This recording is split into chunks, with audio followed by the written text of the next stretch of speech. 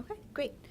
Thank you all for inviting me here today. Rick Santos, my boss at IMA World Health, sends his regrets that he can't be here. He came down with a terrible cold. It's the first time in about 5 years I've ever seen him take a day off of work for illness. So here I am, and I hope I'm an acceptable substitute for him.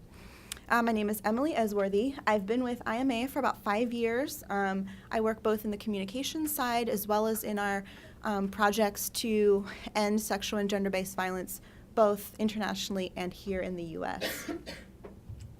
IMA World Health is an international health organization, faith-based technical public health. So we walk this really interesting line between working with local governments and ministries of health to strengthen health systems, but also working in those communities to empower the faith leaders and the FBOs to be able to implement their health programs better. Because in a lot of the places where we work in post-conflict and developing nations, faith-based organizations provide as much as sometimes 70% of the healthcare in those areas. So it's really important that, this parallel system that, goes along with the health zones are together and working in tandem and strengthened on all sides. So I think that's what makes IMA unique and wonderful, that we kind of span this interesting space between technical and faith-based.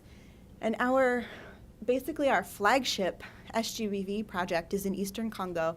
It's funded by USAID, and it's called Ushindi. And its approach is a holistic one that incorporates medical care, psychosocial counseling, legal support, and literacy and job skills training for survivors and those affected by SGBV. And we're talking literally working with the local governments, the local health entities, and the local churches and faith bodies to spread the messages out to women that if you are raped, if you are abused, this is a place you can go. You can go to the hospital and be tested for HIV or have your injuries treated. You can get support for what you need. You can get counseling to work through this. And we're working to combat the stigma of being a victim or a survivor of abuse so that women can approach their families and say, this is what happened to me, and they won't be pushed out onto the street by themselves. And if they are, which still is a frequent occurrence, we have the safety net of the economic support and the village savings and loans and the literacy training to help provide some safety net for the women to be able to, women and men, but primarily women, to be able to support themselves and learn skills to be able to, make a living and gain some independence. This program has a strong emphasis on the community-based organizations, such as women's groups, youth clubs, local churches, to spread the messages through local organizations that are more trusted maybe than an outside entity coming in, so that if a church says, men, you need to respect your wives, let your girls go to school, encourage equality, it's a trusted message from a trusted person in the community.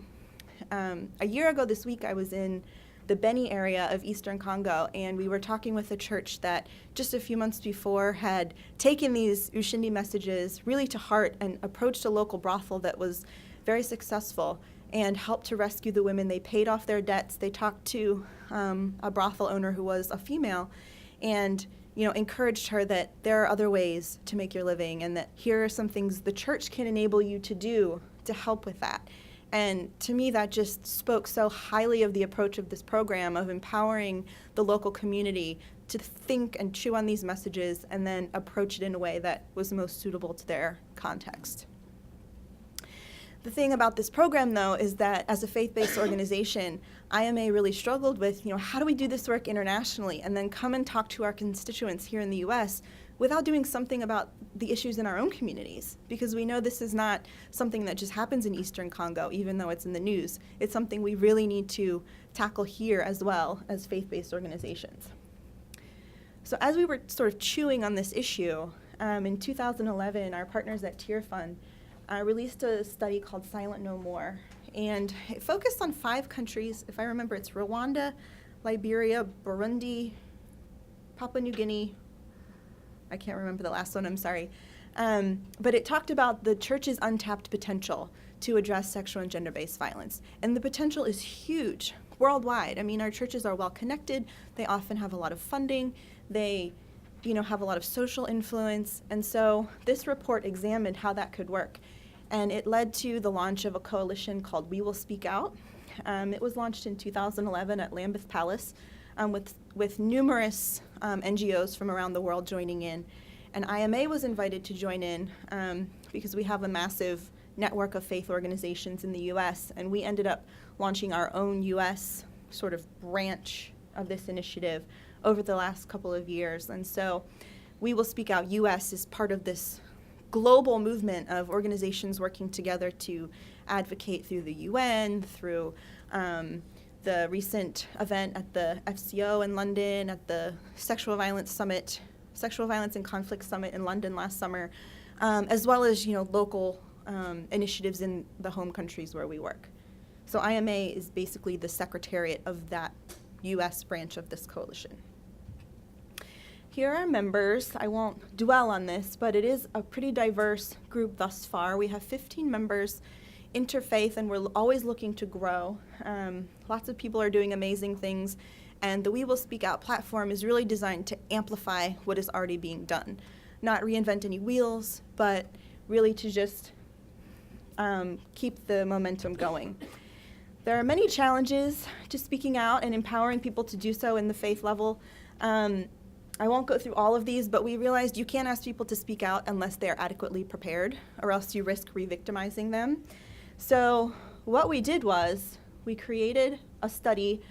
It's basically a poll. We polled 1,000 US Protestant pastors just to figure out where they are, what do they know, what do they do? Because we didn't have this information to go on, and the pastors and other faith leaders didn't always respond to what we were doing because there was a lot of either ignorance or lack of awareness about the issues. And we discovered that what we assumed was true. A lot of pastors and faith leaders underestimate the level of violence. They speak very infrequently about it. And almost 1 in 10 are not at all familiar with the local resources in their communities that are available to survivors and victims of violence. And then we also found that a lot of faith leaders do incorrect things when approaching victims of violence, such as providing couples counseling in an issue of domestic violence, which is a dangerous thing to do, but 62% of pastors said they have done this. But we were encouraged that 8 in 10 said they would do more if they had the right training. So that for us was a jumping off point.